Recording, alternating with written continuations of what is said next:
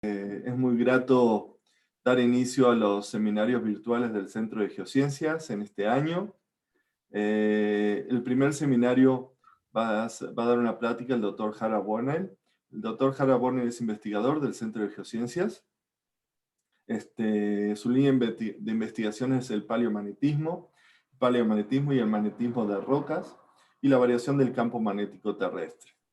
El día de hoy, Harald nos presenta un nuevo proyecto que se va a dar inicio en este año por parte de un grupo de investigadores del Centro de Geociencias y fuera de este.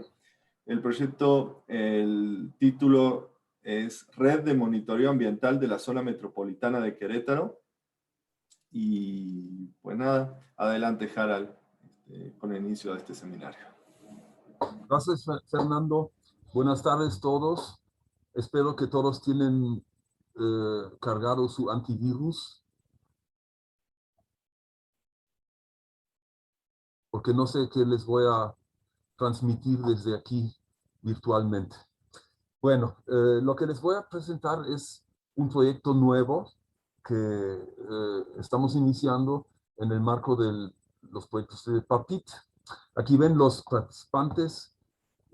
Primero que nada, Darra Salcedo de la UNDI es la responsable, yo soy el corresponsable, y hay todos estos participantes del CEGEO, Adolfo Magali del Centro de Ciencias de la Atmósfera y Marcos Chaparro de la UNICEN en Argentina. También estamos aplicando para una beca de postdoc y estamos seguros que también van a participar en el proyecto de estudiantes de licenciatura y de posgrado. Y bueno, el proyecto se llama Red de Monitoreo Ambiental en la Zona Metropolitana de Querétaro. Y como comentó Fernando, pues no es realmente exactamente mi línea de investigación, pero vamos a ver que tiene un aspecto magnético, muy atractivo en realidad. Hay unos antecedentes de redes de monitoreo del aire en Querétaro. Primero que nada, esta red de la CEMCAC, del Centro de Monitoreo de la Calidad del Aire del Estado de Querétaro, que la administra la UAC, la Universidad Autónoma de Querétaro. Cuenta con 6 estaciones, distribuidos más o menos en la zona urbana, y esta es la liga para accesar o ver algo sobre esta red. Y aquí les muestro el tipo de información que dan realmente. Esta la bajé ayer, el martes 2 de marzo, y solamente muestran, digamos, datos diarios sobre la calidad del aire en estas 6 estaciones y las codifican con colores más o menos. Y pues sí es un poco inaccesible esta red para, por ejemplo, tener datos horarios o de minutos o algo así, para otros fines, para nosotros analizarlos y correlacionarlos con otra información. Otro antecedente es la Red Universitaria de Observatorios Atmosféricos de la UNAM, que tiene observatorios en diferentes partes de la República, donde hay instalaciones de la UNAM en realidad. Y también hay uno aquí en Querétaro, que es el Observatorio Atmosférico de Juriquilla. En realidad se encuentra en la azotea de la UNDI y está bajo el mando de Darra Salcedo, y nos va a servir también como referente para lo que queremos hacer con nuestra red de bajo costo, porque este tipo de observatorios cuestan mucho dinero y son inmóviles, no se pueden mover a otros lugares. ¿Qué tipo de datos se producen con esos observatorios sí, con esos observatorios? Y aquí hay una lista de parámetros que miden datos meteorológicos, gases de invernadero, calidad del aire, aerosoles, que son principalmente las partículas PM, etc. Sin embargo, en este contexto hay que comentar que realmente hay muy pocas estaciones en Querétaro, 6 o 7 si incluimos el de la UNAM. y este número está muy lejos para permitir analizar bien fuentes de contaminación del aire, etc. Y estamos lejos de poder hacer mapas con este tipo de redes. Otro antecedente tiene que ver con el magnetismo ambiental, y ya vemos un poco más dónde puedo participar yo con mis líneas de investigación. Aquí ven la mancha urbana de Querétaro. Las áreas grises son parques industriales, y también ven las carreteras y calles principales aquí en el Valle de Querétaro.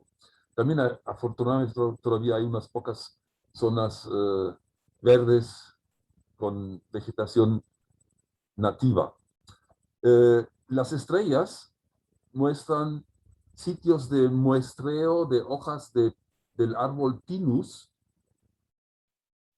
¿Cómo se llama? Ahorita me acuerdo. No es el Pinus. En fin, en esas localidades tomamos muestras de las hojas y las analizamos para ver cuántas partículas suspendidas en el aire se adhirieron a estas hojas. Y este tipo de material se puede usar para análisis magnéticos, y estos análisis magnéticos nos arrojan datos aproximados o proxies para la contaminación del aire.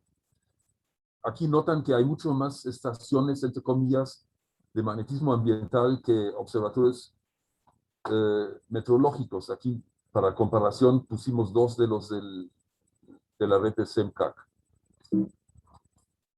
Y eso nos permite entonces sí crear mapas de densidad de estos datos magnéticos. Aquí se ven los datos de la susceptibilidad magnética y se pueden comparar para diferentes épocas del año. Arriba a la derecha vemos cómo es esta señal magnética en febrero de 2016, creo. Y se ve bastante homogéneo y con susceptibilidades magnéticas muy bajas. Entonces, el aire está bastante verde, podríamos decir, ¿verdad? Esto cambia hacia mayo, donde la susceptibilidad magnética aumentó considerablemente, en particular en las zonas industriales y donde hay más tráfico. Esta es la parte de las zonas industriales, donde están las carreteras, las autopistas también. Entonces, el magnetismo ambiental nos permite analizar cómo ha cambiado la calidad del aire de manera acumulativa. No lo mide instantáneamente, lo mide acumulativamente. Ahora, en los últimos años, la tecnología ha permitido diseñar nuevos sensores para el análisis de la calidad del aire. Y pues se han implementado muchos proyectos en todo el mundo para utilizar esos nuevos sensores. Esos sensores son muy económicos, a veces cuestan 10, 20, $50 cada uno. Y si ustedes hacen en Google Scholar una búsqueda Environmental Monitoring with Economic Sensors y lo limitan solamente a artículos que salieron desde 2020, van a ver que ya hay más de 20,000 artículos que tratan ese tema. Es algo muy nuevo y ha crecido como una avalancha, como muy explosivamente. Aquí les muestro 3 ejemplos. El primero es un artículo de revisión. Cómo usan sensores remotos para monitorear el ambiente en China. Los otros 2 artículos son más específicos. Muestran avances en el monitoreo inteligente del ambiente usando el Internet of the Things y sensores. Y ese también tiene que ver con esta moda de las ciudades con sensores o las ciudades inteligentes que es algo que parece que va a crecer mucho en el futuro. Aquí vemos un ejemplo de una red de monitoreo con sensores económicos. Este es el municipio de Los Ángeles, en el sur de California, y cada uno de esos triangulitos es un sensor económico de una cierta marca que vamos a ver en un momento, y ven que hay cientos de esas estaciones distribuidas en Los Ángeles, y están distribuidas en diferentes áreas. Muchos tienen que ver con instituciones, otros están en hoteles, otros están en algún negocio, muchos también están en escuelas. Y todas estas estaciones arrojan datos a una red en la nube de esta marca Purple Air, y todo el mundo tiene acceso a los datos. Entonces, esta densa red permite realizar mapas de ese tipo como los que vemos aquí. Para septiembre 18 podemos generar un mapa que nos indica la calidad del aire a las 9 de la mañana o a las 2 de la tarde, o en cualquier momento intermedio también, obviamente. Y se nota que pues sí cambia mucho la calidad del aire desde la mañana. Me imagino que se debe a la alta densidad de tráfico cuando todo el mundo va a trabajar, y mejora algo para el mediodía. Lo mismo ocurre de cierta manera, pero con un poco menos de contaminación, el domingo 22, de las 9 de la mañana a las 2 de la tarde.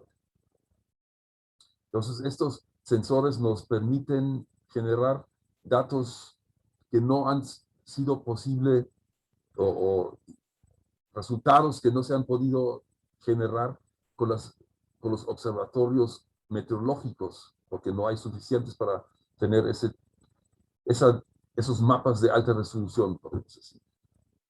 Ahora aquí vemos dos medidores típicos de bajo costo que permiten medir esos parámetros PM1, ya se me tapó,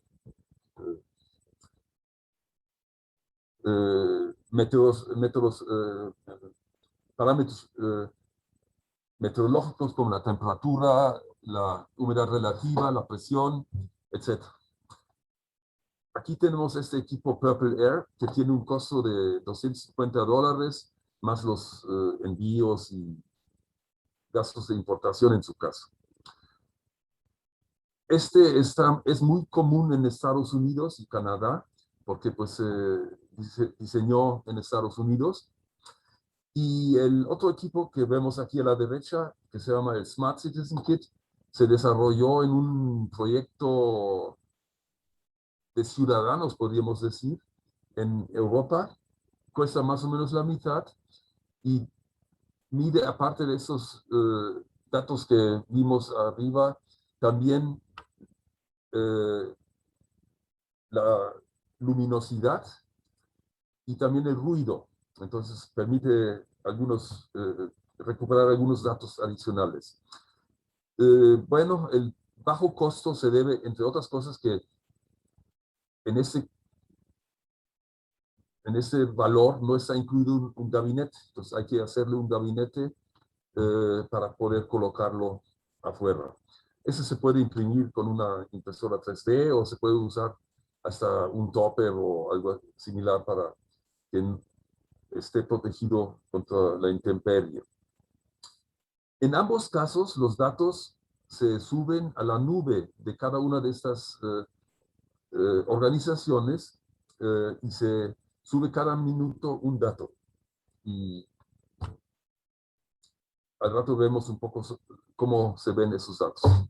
Ahora, la idea de nuestro proyecto es el monitoreo de otros datos ambientales adicionales muy diversos, y todo esto con alta resolución espacial y temporal. Estos incluyen el ruido sísmico. Eso ya lo han iniciado los colegas sismólogos que también participan en parte en nuestro proyecto. Ya instalaron 9 estaciones para medir el ruido sísmico, y tienen el plan ya muy avanzado, pero frenado por la pandemia, de instalar en total 25 sitios en ese año en el Valle de Querétaro. Ya mencioné el ruido sonoro, que nos da información sobre la contaminación acústica. La intensidad de la luz nos da información sobre la contaminación lumínica. Y queremos medir la variación del campo magnético. ¿Por qué esto? Porque nos puede dar información sobre la cantidad de vehículos que pasan cerca de nuestros sensores, y también nos puede dar información si son vehículos muy grandes como camiones, tráileres, etcétera, que son los que generalmente contaminan mucho más que los autos pequeños, ¿verdad? Estamos también analizando si podemos usar cámaras digitales y analizar estas fotos para contabilizar el tráfico directamente. Y finalmente se pueden eventualmente incluir sensores de gases como de ozono, NOx, etc. Y ya comenté que estamos analizando el magnetismo ambiental y estamos planeando cerca de las estaciones que queremos colocar, hacer eso también, y eso nos permitiría comparar los datos que capturamos en tiempo real casi con efectos cumulativos de la contaminación del aire. Todo esto con la idea de cuantificar la actividad humana y sus efectos sobre el ambiente. Entonces, la idea es comprar de los kits que ya mencioné, Purple Air o Smart Citizen Kits, más o menos 25 estaciones en este año. Para eso tenemos presupuesto de papita. Ahora, los otros datos que no están incluidos en esos equipos, los tenemos que capturar nosotros mismos con sensores del campo magnético, como el que ven aquí, que es un flux gauge miniaturizado, cámaras digitales, sensores de movimiento, todo esto capturado por un microcontrolador que puede ser alimentado por una batería recargable, por ejemplo, con un pequeño panel solar, y enviando estos datos a la nube. Pero esa nube ya va a ser nuestra nube, y los datos los vamos a administrar nosotros y evaluar nosotros.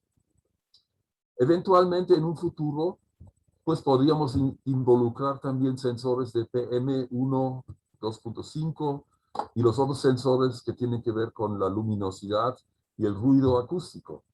Entonces, eventualmente podríamos sustituir los sistemas comerciales por sistemas completamente desarrollados por nosotros, que tendría la ventaja de poder repararlos y tener el control completo sobre los datos.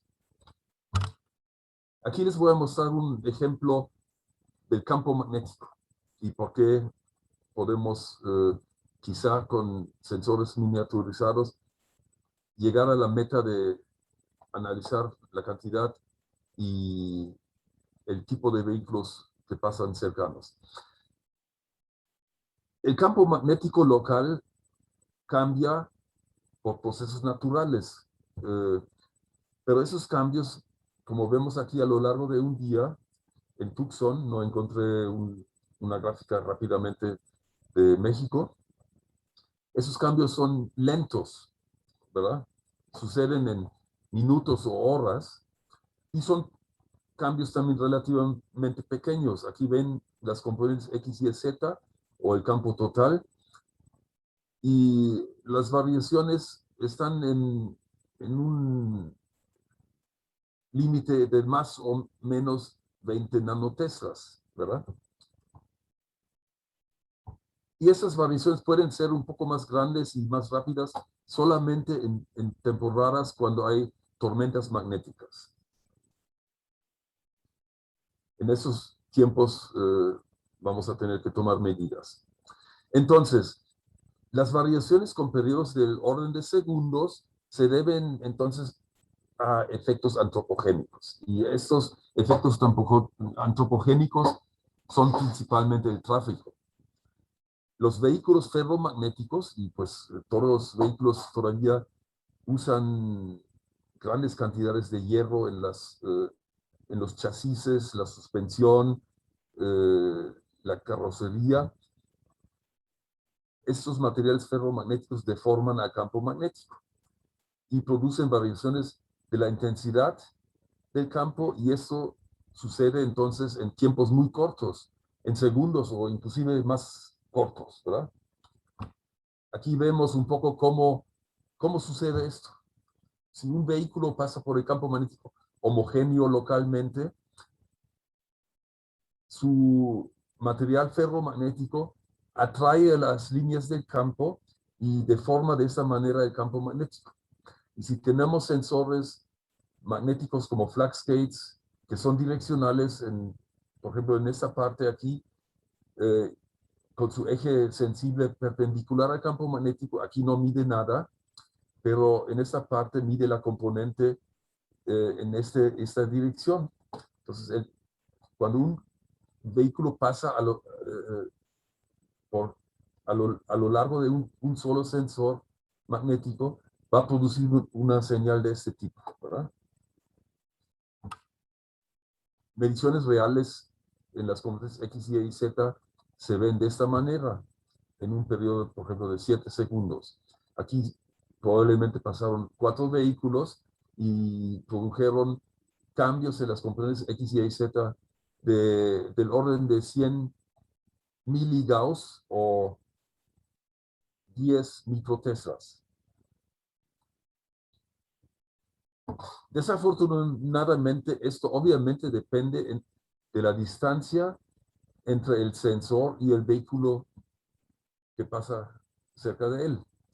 A una distancia corta, la variación del campo magnético puede ser del mismo orden como el campo magnético natural mismo, pero decrece rápidamente con la distancia. A 1 metro ya bajó a 1/4, a 3 metros bajó 1/100, y así sigue decreciendo, lo que presenta un cierto reto. Si nosotros quisiéramos medir el campo magnético a una distancia mayor de 5 metros, ya tenemos que medir variaciones menores de 100 nanoteslas. Y eso es un cierto reto para estos sensores de muy bajo costo, que pueden costar solamente $10 o $30 en este caso. Y para eso necesitamos realizar pruebas que nos permiten saber cuáles de los sensores son adecuados para recuperar la información que necesitamos. ¿Qué vamos a hacer con todos estos datos que producen estas estaciones de monitoreo ambiental? Pues hay que hacer un análisis estadístico multivariado para relacionar todos estos datos que vamos a producir. Por ejemplo, cómo se relacionan las partículas suspendidas, las partículas PM, con el campo magnético. ¿Tiene que ver eso algo con la cantidad de vehículos? ¿O tiene que ver algo con el tamaño de vehículos? ¿Cómo se relacionan las PMs con la distribución espacial? ¿Tiene que ver con el tráfico o la industria? ¿Cómo se relacionan con el ruido acústico? ¿Tiene que ver con el tráfico? ¿Con el ruido sísmico? ¿Con el tráfico y o la industria? ¿Qué tiene que ver la luminosidad con el ruido acústico? ¿Es una modulación diaria? Lo mismo puede suceder con el ruido sísmico o con el campo magnético. Los sensores de movimiento miden en el tráfico. ¿Y cómo correlacionan todos estos datos con el magnetismo ambiental? Y así podemos buscar correlaciones que a lo mejor en este momento ni se nos ocurren. Entonces es algo que no se ha hecho en particular con las señales que nadie ha medido hasta la fecha, como la luminosidad o el campo magnético, etcétera, ¿no? Ahora, ¿a dónde van los datos de las estaciones comerciales? Van a las plataformas diseñadas por los fabricantes. Eso tiene su ventaja porque es muy fácil y muy cómodo. Solamente se conectan los sensores a una red por internet y se descargan automáticamente todo el tiempo a estas plataformas. Para los sensores que nosotros queremos implementar, pues tenemos que mandarlas a una plataforma diseñada por nosotros. Y eso es ya un poco más difícil porque hay cuestiones de seguridad, etc. Y bueno, pues hay que diseñar la plataforma y hay que mantenerla. Entonces, a fin de cuentas, lo que vamos a tener que hacer es usar una solución mixta, usar la nube de los fabricantes para los sensores comerciales y usar un servidor de nosotros para los datos que nosotros vamos a producir y que no se pueden enviar fácilmente a las plataformas de ellos. Aquí les muestro un ejemplo, cómo es la plataforma de Purple Air. Allá pueden entrar con esta liga a esta plataforma y les abre un mapa. Y en este mapa pueden buscar su ciudad o su continente y ver cuántas estaciones existen en esa ciudad. En un momento vamos a ver que en Querétaro solamente existe un sensor que ya compramos nosotros. Pero para que vean un poco más la plataforma, escogí la ciudad de Monterrey, donde hay más o menos 40 estaciones ya instaladas. Si le hacen clic en una de esas estaciones, les aparece esta ventana donde pueden seleccionar el dato que quieren desplegar. Aquí es el PM2.5. Y se codifica en esas estaciones qué tan malo o bueno es el aire. Pues aquí vemos que para esta fecha, que fue febrero 16, pues no fue muy bueno el aire en Monterrey, ¿verdad? Fue más bien como entre naranja y rojo. Y pues pueden seleccionar cómo quieren graficar los datos. Aquí están graficados para 4 días y ven cómo sube y baja el parámetro PM para 2 estaciones aquí en Monterrey. También se ve que aquí hay tiempos donde no se transmitieron datos por alguna razón. Esta plataforma es muy amigable y intuitiva y fácil de usar para cualquier persona. Muy parecida es la plataforma de Smart Citizens y también tenemos una estación de esos kits aquí en Querétaro que va a mostrar al rato, vamos a mostrar al rato datos más detallados. En Guadalajara hay como 8 estaciones instaladas o 10. Y si hacen clic sobre una de esas estaciones, se abre una ventana de este tipo y pueden seleccionar los diferentes parámetros que captura esta estación, como la luz, ruido o las PM2.5, etc. Y bueno, aquí tenemos la curva de la estación aquí en Querétaro para el 9 de febrero hasta el 16 de febrero. Los PM1 varían bastante y eso se debe, según Alejandro Rodríguez, que tiene esa estación en su patio, es porque atrás de su casa pasa el tren y hace maniobras ahí al tren y los picos son claramente relacionados a la contaminación del aire que produce el tren. Entonces, ahora le quiero dar la palabra a Alejandro para que les presente las primeras comparaciones entre las 2 estaciones que tenemos ya funcionando desde hace varias semanas y también les va a presentar resultados de primeros experimentos con magnetómetros allá en la entrada del campus de de la UNAM en Juriquilla. Adelante, Alejandro. Creo que Harald puede dejar de compartir y creo que Alejandro puede compartir su pantalla. Sí, aquí. Stop share. Listo. Hola, buenas tardes. Les voy a compartir mi presentación.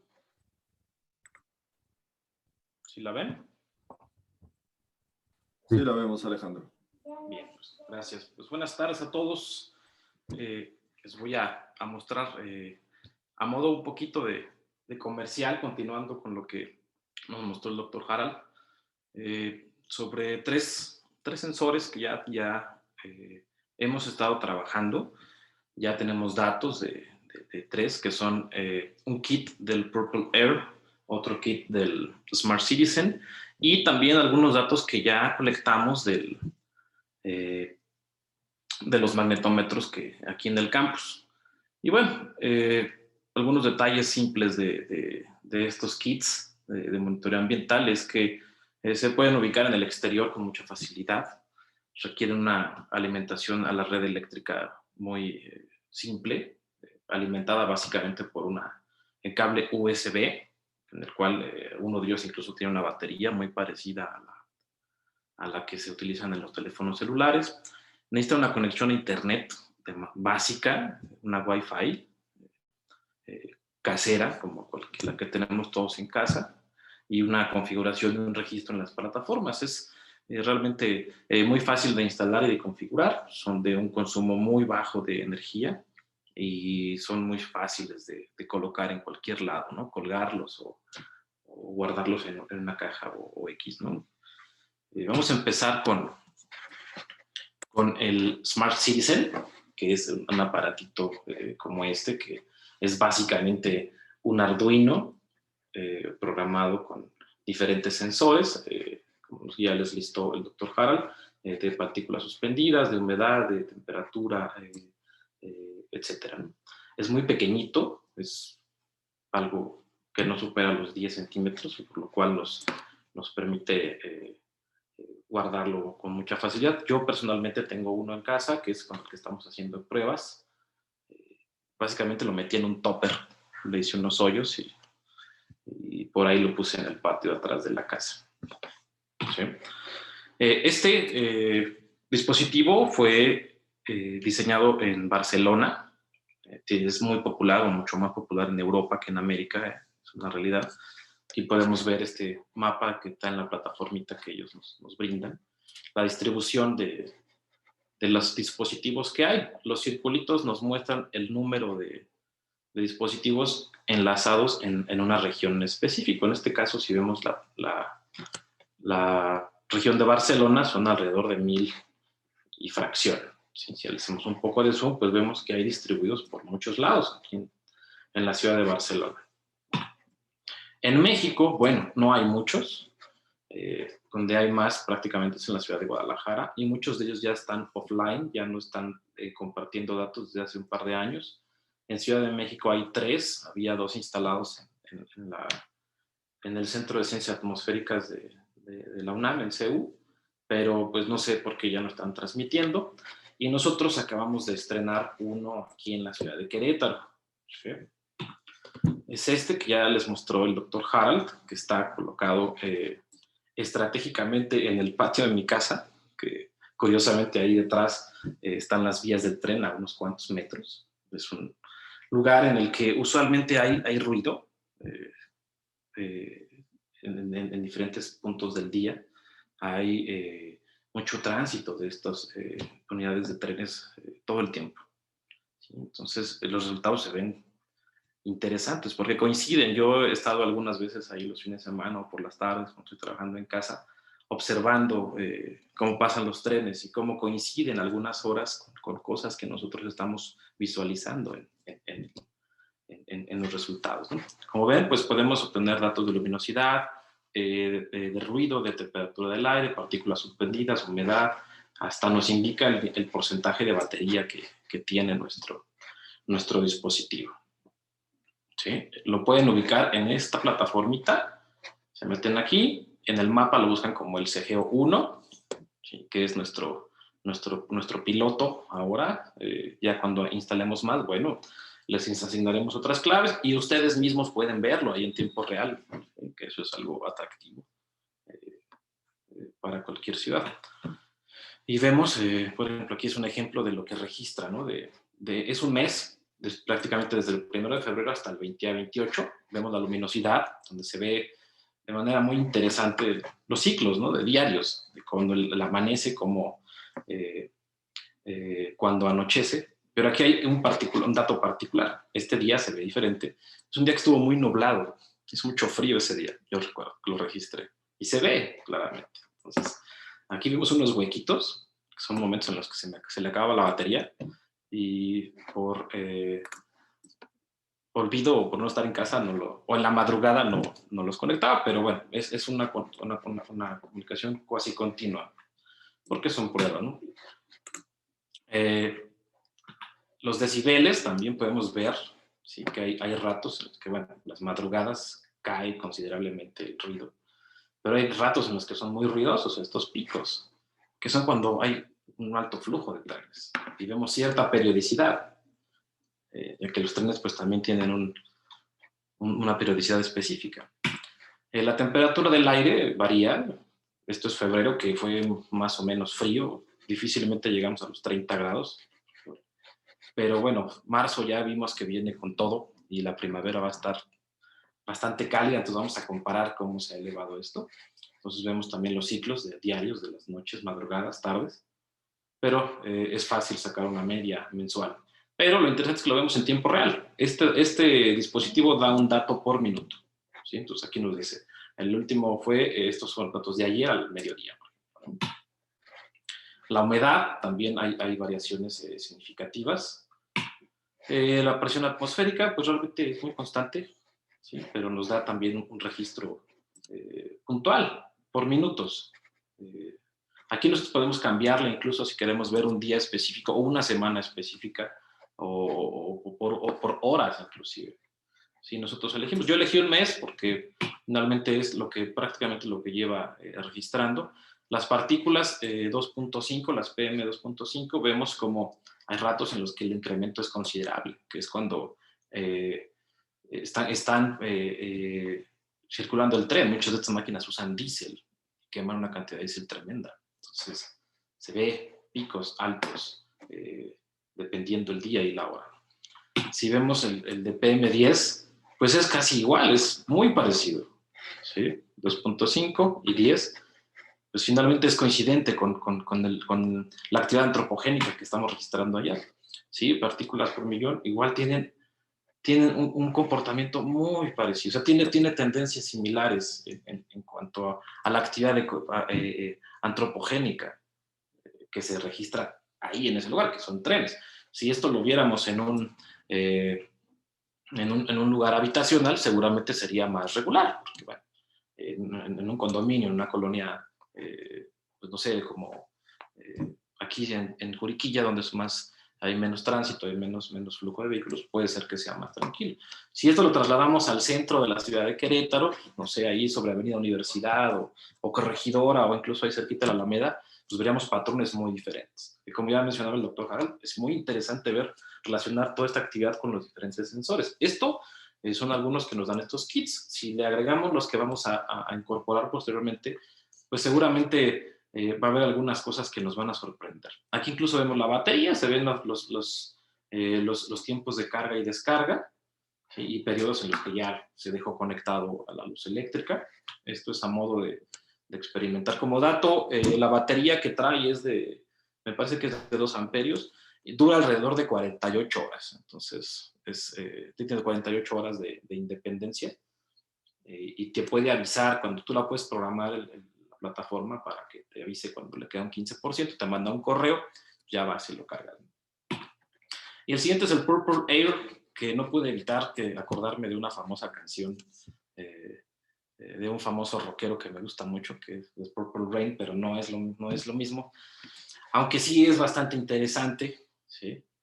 Es este kit que ya nos mostró el doctor Harald, que es básicamente un sistema muy parecido, que viene con 2 sensores de PM integrados en una cajita, un tubo cilíndrico me parece que es como de PVC, que también se puede colocar en cualquier punto en el exterior. Es un poquito más caro y este no trae una batería integrada, pero es completo.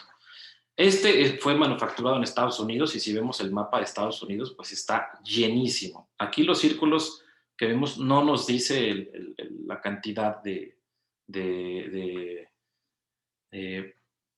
dispositivos conectados, sino la calidad del aire, que hay unos en rojo, otros en verde, en amarillo, ¿no? Si hacemos un zoom aquí a la región en California, prácticamente, en Los Ángeles, pues vemos la cantidad de datos que tiene. La cantidad de sensores instalados es tremenda. Entonces, por eso tienen una definición altísima en cuanto a la calidad del aire en tiempo real. Nosotros nos gustaría poder incorporar algo parecido para este sentido y obviamente agregar sensores adicionales. Y esto nos arroja datos como estos ya son datos del sensor que está por acá en la ciudad de Querétaro, que también está como CGEO UNAM 1, en este caso es el Purple Air, el cual ustedes pueden ver directamente aquí, ¿sí? En la página www.purpleair/map. Ahí pueden ver o el que ustedes quieran del mundo y nos da este tipo de gráficas, ¿no? Donde vemos, lo interesante es que nosotros si seleccionamos aquí podemos ver, nos da la cantidad de partículas suspendidas, pero nos da la valoración de acuerdo a diferentes normativas internacionales, ¿no? Vemos aquí las variaciones en humedad, que el patrón es muy parecido o es muy similar realmente, o es idéntico, podríamos decir, a lo registrado por el Smart Citizen. La temperatura, igual, pues no, estamos entre los 21 y los 27 grados en febrero, evidentemente. Ahorita, evidentemente, ya vamos a estar un poco más arriba. Nos puede dar hasta este parámetro de los IMECAS mexicanos, del 2.5, ¿no? Que es el índice metropolitano de la calidad del aire, que muchos que venimos de Ciudad de México hemos sufrido con esto desde que éramos niños, porque a veces hay contingencias y demás. Entonces, vemos que aquí la calidad del aire no es tan buena, tampoco es tan mala, y estamos aquí en un anaranjadito, aquí tenemos en la escala, ¿sí? Que bueno, nos gustaría estar en verde, pero tampoco nos gustaría estar de este lado. Y vemos acá con estándares, el estándar US EPA de PM10, que igual a veces rayamos las zonas, la parte.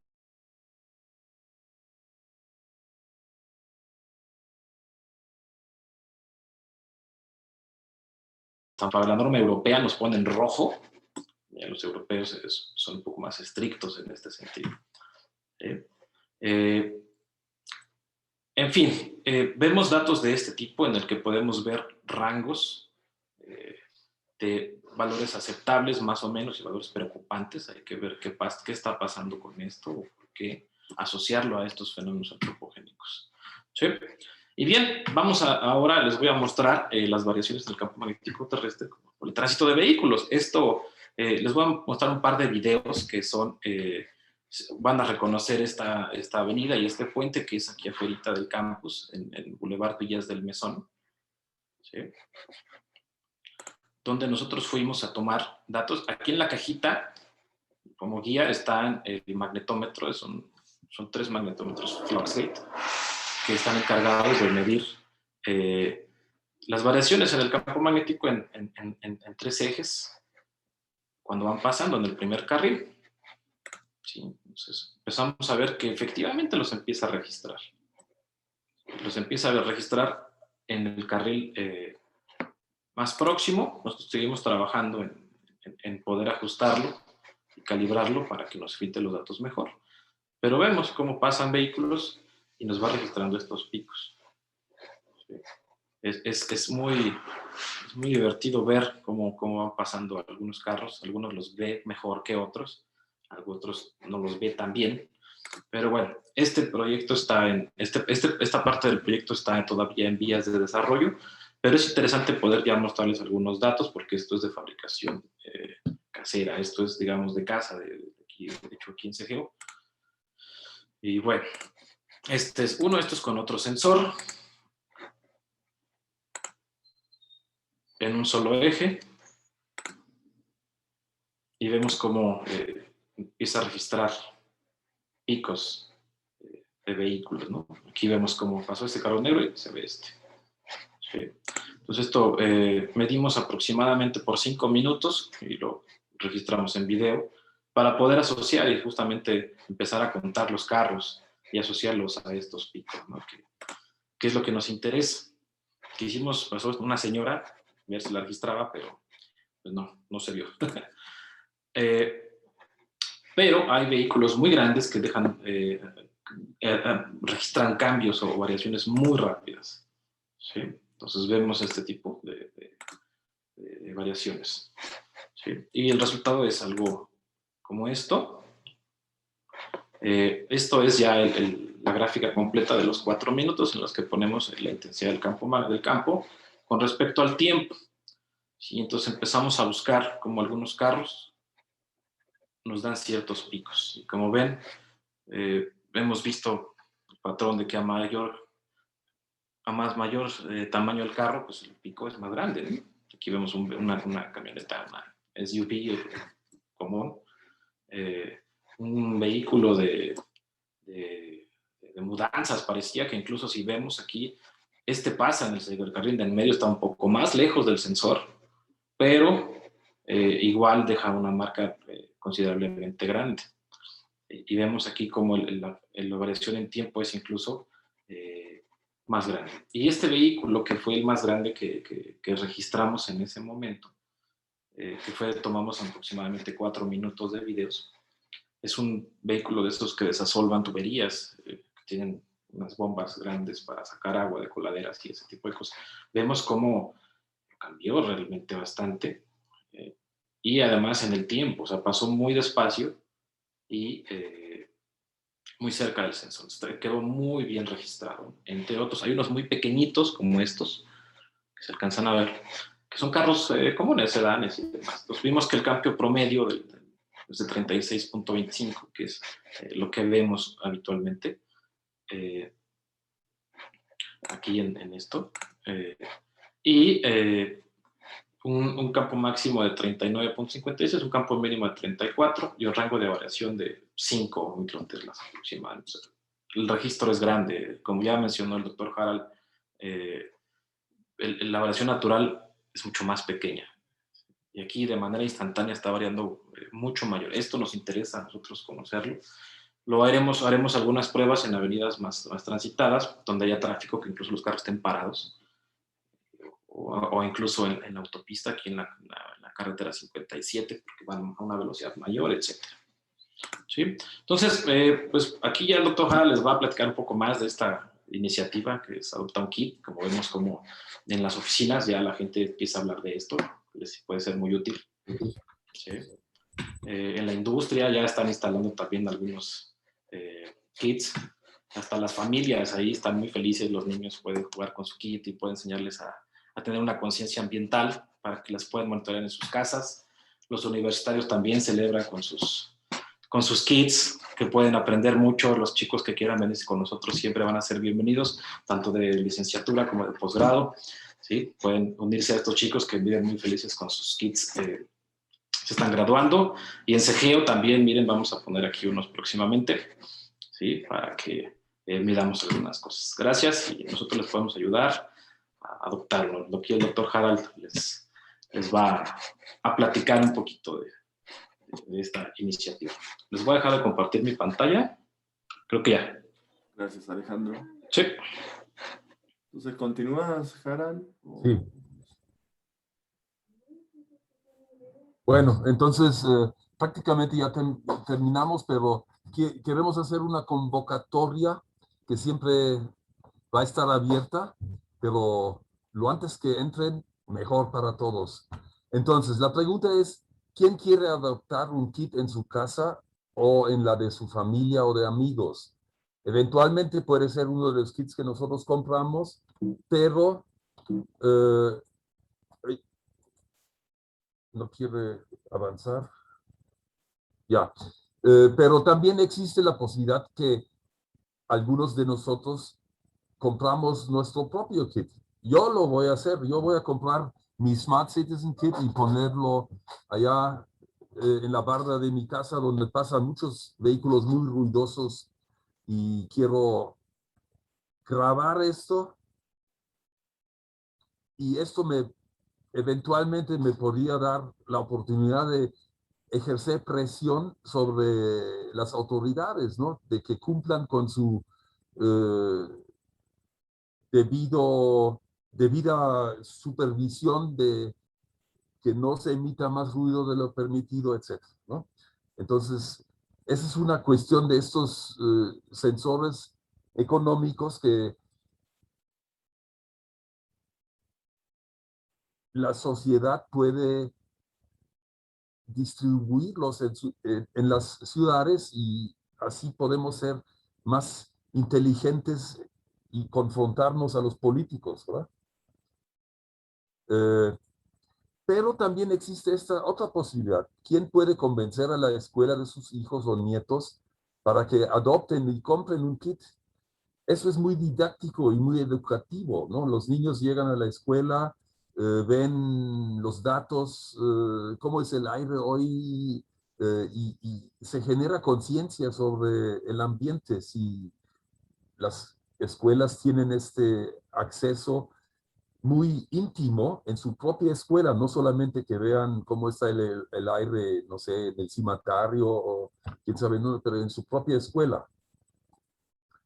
Y finalmente, pues, ¿quién tiene contactos para que alguna institución o una empresa adopte o compre un kit? Eso se ve mucho allá en los Estados Unidos, por ejemplo, que los hoteles tienen estos kits. ¿Por qué? Porque pues les da confianza a los clientes de alojarse en un hotel donde el aire es más o menos bueno, ¿no? Obviamente los hoteles donde el aire es muy malo no van a instalar un kit, ¿no? Pero bueno, algunas tiendas o algunas industrias también podrían instalar kits para demostrar que su negocio es limpio, que tiene un compromiso con el ambiente, ¿no? Entonces, entre todas estas cosas, podemos quizás en un tiempo relativamente corto implementar esta red de alta densidad para monitorear el ambiente en Querétaro, ¿no? Muchas gracias por su paciencia. Se nos alargó un poquito, pero espero que todavía hay preguntas o propuestas. Están muy bienvenidos.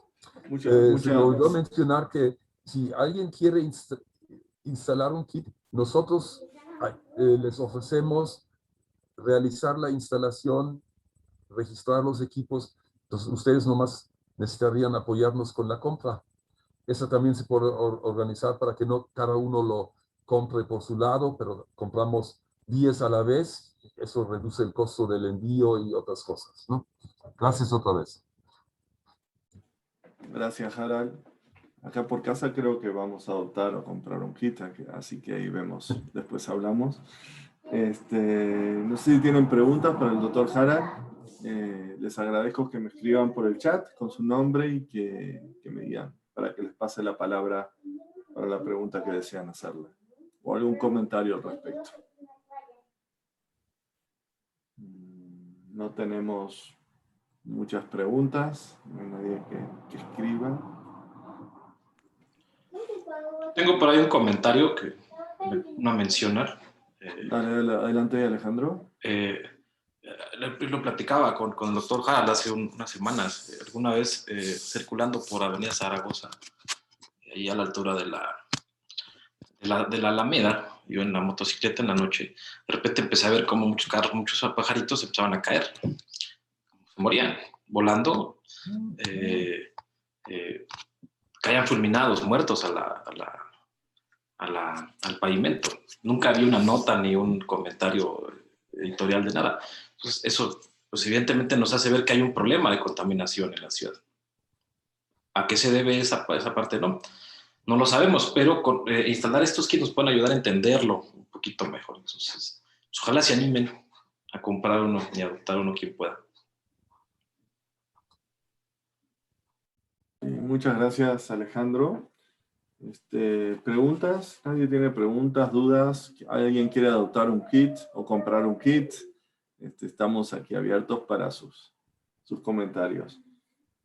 Por parte de Alejandro Malagamba Rubio, sería interesante comprar estos datos con los datos de avifauna urbana. En la UAC, el doctor Rubén Pineda trabaja con ese tema y sería una buena colaboración. Pues no sé si nos quieres contar más al respecto, Alejandro, a tu comentario por el chat. Puedes habilitar tu micrófono y comentarnos.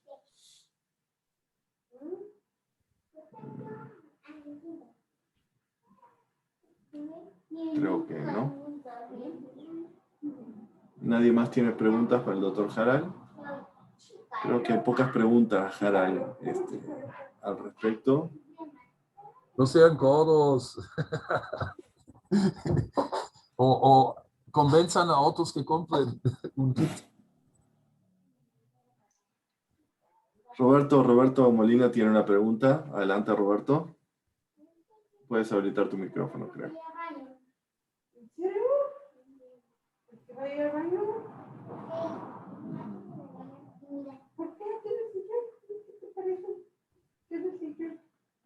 A ver. Ya. A ver. ¿Ya? Adelante, Roberto. Feliz cumpleaños antes de tu pregunta, Gracias. Roberto. Oye, está muy fregón el proyecto y la pregunta que, bueno, una y es que sí, yo sí me animo a poner uno acá en Curica, ¿verdad? Pero la pregunta es si nos puede explicar un poco cómo llega a los parámetros de PM10 y PM2.5 el sensor. O sea, ¿qué es lo que está midiendo? ¿Mide partículas reales o es un proxy? Esos sensores son como versiones simplificadas de equipos muy profesionales, digamos, ¿no? Que son muy aparatosos.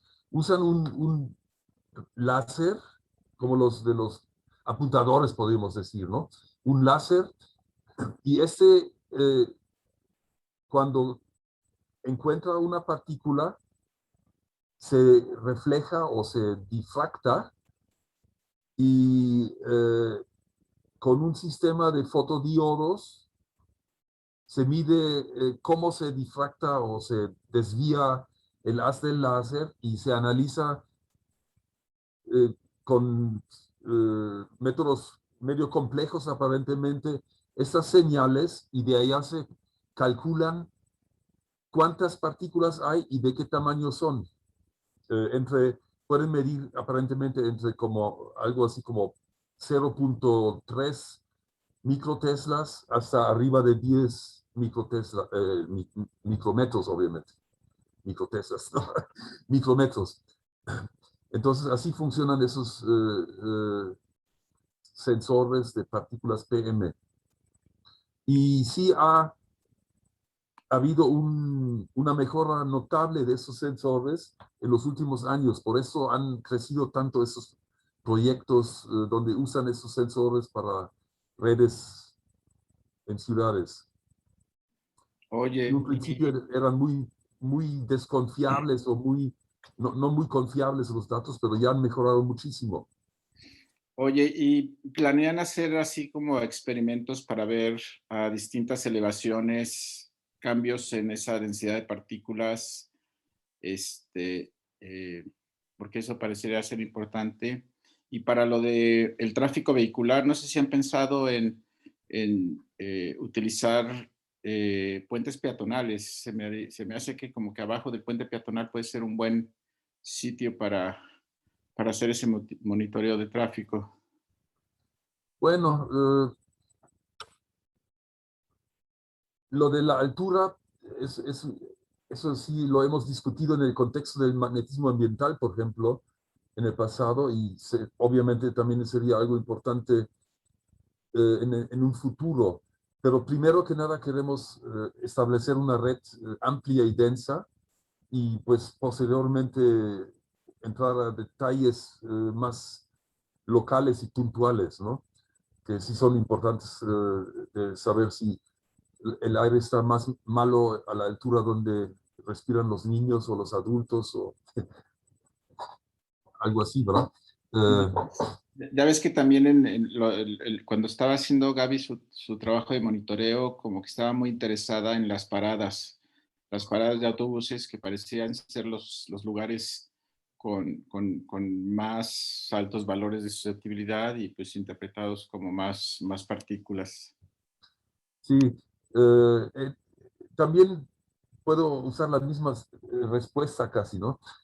Primero queremos instalar la mayor cantidad de estaciones, entre comillas, completas, ¿no? Donde están los Raspberry Shake, ¿no? Los sismógrafos para medir el ruido sísmico. Y esos son lugares que han seleccionado los sismólogos que no son ideales muchas veces para nosotros, ¿no? Pero ya tienen el apoyo de las escuelas, por ejemplo, donde se instalan esos equipos y acceso a internet y todo ese tipo de cosas, ¿no? Entonces, ese va a ser nuestro primer paso, ¿no? Siempre instalar una estación de monitoreo de nosotros, donde también hay una estación de los sismólogos. Y bueno, en algún momento creo que vamos a rebasarlos con el número de estaciones que podemos instalar y ya vamos a ver un poco más lugares mejor adecuados para nuestras ideas de ver la contaminación del aire, ¿verdad? El problema de instalar sensores, digamos, en el pavimento, donde sería ideal, es algo complejo, yo creo, porque hay que abrirlo, poner los sensores allá abajo o envuelto en el pavimento, poner cables y todo ese tipo de cosas, ¿no? Requeriría una colaboración muy cercana con el municipio para poder hacerlo. Pero bueno, eventualmente se podría plantear esto. También se podría buscar esta relación con el municipio, ¿no? Que a veces tiene buenas intenciones, pero no tiene la capacidad humana o técnica para cumplir con los compromisos que debería cumplir realmente sobre la calidad del aire, etcétera, ¿no? Bueno, gracias, Harald. Pregunta Julio Chávez aquí por el chat, ¿qué tanto puede afectar el cableado urbano las señales que miden los sensores? Pues el cableado urbano podría afectar a los magnetómetros, en particular cuando estamos muy cerca de las líneas de alta tensión. Ok. A ver, Marco Chaparro tiene una pregunta corta. Adelante, Marcos. Puedes extender tú. Hola, ¿qué tal? Buenas tardes. Buenas tardes a todos. Hola, Espero que hola. anden todos bien. ¿Qué tal, Harald? Es bueno Muy bien. verte. Gracias, gracias. Bueno, es una pregunta quizás más una excusa para saludarlos. Harald, bueno, yo soy parte de este proyecto y bueno, tendría que conocer todo, quizás mucho más, pero bueno, la pregunta es un poco una, como te digo, una, ahí como una, como para decirte, bueno, a ver si respecto a la comparación, ¿no? Entre estos sensores, los Smart Citizen y el otro, el Purple Air, y las estaciones tradicionales, ¿sí? Un poco para, no sé, si podés remarcar respecto a las ventajas y desventajas, precisión que tiene un equipo, que tiene otro. Obviamente las ventajas están un poco en el uso, ¿no? Digamos en el costo, ¿no? Que tienen estas que vamos a utilizar. Pero respecto a la precisión que tienen en la determinación, por ejemplo, de material particulado, digo, las especificaciones técnicas no tengo yo de estos equipos. Ustedes o vos hiciste ahí una recopilación y comparación de esto? Sí, sí. En realidad hay mucha información, inclusive en muchas publicaciones muy nuevas, ¿no? Como las que mencioné, donde hacen esas comparaciones sistemáticamente, ¿no? Eh, en algunas publicaciones comparan en el laboratorio primero sensores profesionales con esos muy económicos, y en muchos casos la correlación de los datos da valores de R cuadrada del orden de 0.8, 0.9, en el laboratorio inclusive a veces casi de 1, y ya colocándolos en el campo también hay una muy buena correlación. Los fabricantes de los sensores indican una precisión de más o menos 10 unidades de PM para PM1 y PM2.5, o de más o menos 10% arriba de 100 microgramos por metro cúbico, ¿no? Esa es más o menos la precisión. Entonces, Y eso, es un Harald, poco difícil medir muy pequeñas concentraciones de PM, pero claro, tampoco es lo más importante quizá, ¿no? claro, tal cual, a eso iba, porque muchas veces, a ver las condiciones, ¿no? Porque cuando hay muy baja concentración es donde a veces flaquean o donde, sí, más bien flaquean este tipo de equipos, ¿no? Sí. En esa diferencia, ¿no? Los que son de alto volumen y respecto a los otros que son de... pero bueno, nada. Muchas gracias. Mucho gusto. No, gracias, Marcos. No tenemos más preguntas. Veo, me han escrito 2 o 3 bueno, que desean adoptar o comprar. No me han puesto si desean adoptar o comprar un sensor, así que para los que me han escrito, que se comunique con Harald o con Alejandro para ello y para ir formando nuestra red de sensores aquí en la ciudad de Querétaro. Muy bien. Pues, muchas gracias a todos. Les agradecemos mucho su participación en este seminario y muchas gracias, Harald, por contarnos sobre el proyecto, y Alejandro también. Muchas gracias. Gracias Creo que a todos. Alejandro, por si queremos hablar con las escuelas de nuestros niños o algo, tal vez estaría bueno un par de diapositivas de tu presentación, por lo menos para mostrar qué es lo que puede brindar el sensor. Creo que no estaría de más. Claro, incluso por ahí está la idea de hacer un material incluso un poquito más enfocado a los niños, a que les interese, ¿no? Podemos trabajar en algún video o algo acá con el equipo O para algo que, así por el estilo. sí, para que le interese un poquito más a la gente, ¿no? Con gusto. Sí. Y en Pues algún momento también sería bueno primero hacer un articulito para la Gaceta del campus, ¿no? Donde pues esa la leen alguna gente del campus, ¿no? Y de allá ver cómo buscar entrevistas con periódicos o con la televisión o algo así, ¿no? Para difundir más el asunto. Claro. Muy bien, muchas gracias, Harald, muchas gracias a todos los participantes y bueno, nos estaremos viendo el siguiente miércoles con el siguiente seminario. Muchas gracias a todos.